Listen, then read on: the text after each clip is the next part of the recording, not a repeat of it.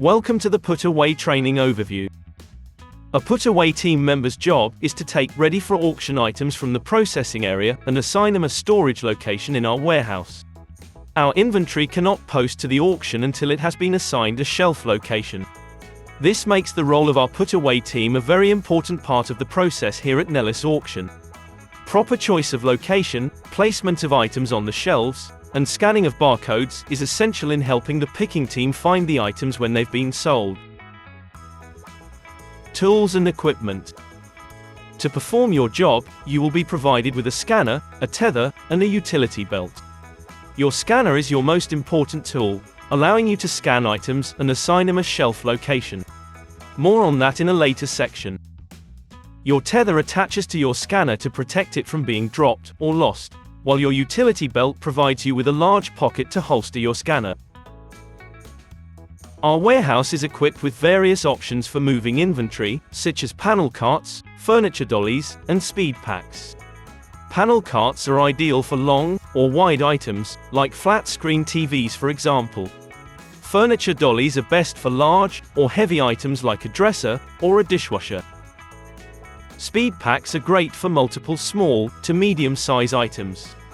Choosing the right cart will make your job easier and more efficient. Warehouse layout and location categories.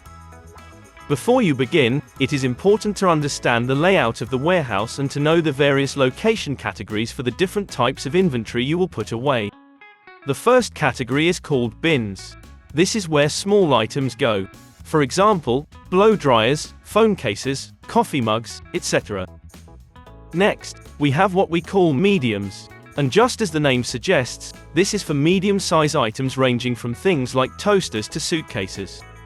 Then we have a category called mech. Mech is for large items like furniture, appliances and bicycles. Each of our warehouses will also have an area where oversize items are stored. Oversize items are items that are too big, long, or hard to stack to put in the mech area. Check with your manager regarding where this area is. Lastly, depending on your location, you might have an area designated for storing high-value items like iPads, jewelry, drones and the like. You may need a manager to gain access to this area. Now that you know the different types of location categories, let's talk about the racks and location labels. The racks in our warehouse are all marked with location labels, each with a unique number indicating a specific location. Here's how it works. The first number identifies the aisle. The aisle runs the entire length of all the shelving sections. There are signs at the end of the racks helping you to easily find the correct aisle. The second number represents the bay. A bay is one full section of shelving from legs to legs and top to bottom. Next is the column number. Columns are vertical zones within a bay, defined by the spacing of the location labels on the shelves. Finally, the last number, which indicates the horizontal row. Understanding how the location number works makes it easy to navigate the racks in the warehouse and find item locations quickly. Safety. Let's talk a minute about safety. Starting with best practices for lifting heavy items.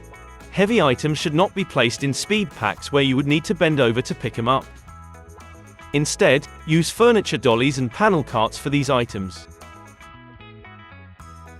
Always lift heavy items by bending your legs and crouching down like this, and not by bending over and lifting with your back, like this. If an item is over 50 pounds, or too large to safely lift on your own, find a team member to assist you. Next, let's go over the do's and don'ts for placing items on our shelves. Heavier items should always be placed on the bottom two shelves, and you should never stack more than 2 items on the top shelf. This ensures your safety, as well as the safety of our pickers. When placing items on the higher shelves, never stand on your tiptoes, stretch, or toss items. Instead, use the step ladders located at the end of each aisle. Don't climb higher than the highest safe step indicated on the ladder, and never climb onto the racks or place your foot on them to reach. Place the ladder back at the end of the rack when you are finished with it so that it doesn't obstruct the aisle and so that it will be available for other team members when they need it. Now, we'll discuss cart safety. Always use the right cart for the right job. Never overload the carts to the point where they can tip over, or where items can fall off. Don't use your cart as a step stool, as they can easily roll out from under you. Never run with, or ride on your cart. Don't let go of your cart while it's in motion. Instead, hold it until it comes to a complete stop, and always walk it all the way into the cart area when finished with it. Now, let's discuss how to use your scanner and perform your job in more detail. At the start of your shift, you will grab a scanner from the charging station and log into the cargo app. Select Operations and then Put Away. You are now ready to scan items and assign them to a shelf location. Grab a cart from the processing area with items that are ready to be put away. Head to the appropriate warehouse location based on the sizes of the items in the cart. Once you've found a location with space to place an item, scan the label on the item, place it on the shelf or in the bin, and then scan the shelf location label closest to the item. Remember to always place and stack items in a neat and orderly fashion, and make sure the labels are facing outward. This ensures our pickers can easily locate the items when the items have been sold. To keep things organized, we never put more than 25 items in our bins. Your scanner will let you know how many items are already in the bin, and when you have exceeded the allowed number of items. Quality standards and tips. Here are a few guidelines and practices that will help make your job more efficient and our products better organized.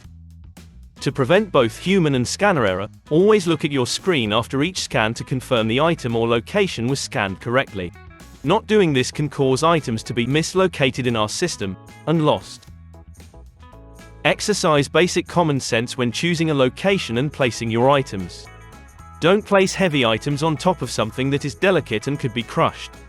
Place smaller items in small spaces, reserving the larger shelf spaces for larger items. Don't stack more than 2 items on top of each other, especially on the top shelf. Avoid placing items in a way that sticks out past the front edge of the shelf where it could obstruct the aisle. Always consider what would be easiest for the pickers when they need to find the item. For example, if you have multiples of a particular item, separate them on the shelves so the person picking the item doesn't pick the wrong item by mistake, or has to spend extra time figuring out which is the correct item. Make sure the labels are facing outward, and all items are stacked as straight as possible, not piled up chaotically. When placing items, you should do your best to straighten up the surrounding items if they've become disorderly or fallen over. If you see an item has fallen back behind the other items on the shelf, reach over and bring it back to the front, so it's visible for our pickers to find. If you find an item on the floor and it isn't clear where it was assigned on the shelves, you can rescan the item and then assign it a new shelf location. These are a few examples of the quality standards we strive for with our Putaway team. Remember, yours is an essential role here at Nellis Auction, one that affects the entire workflow of operations. Following these guidelines will make a tremendous difference to our company and to our customers. This concludes the Putaway Training overview.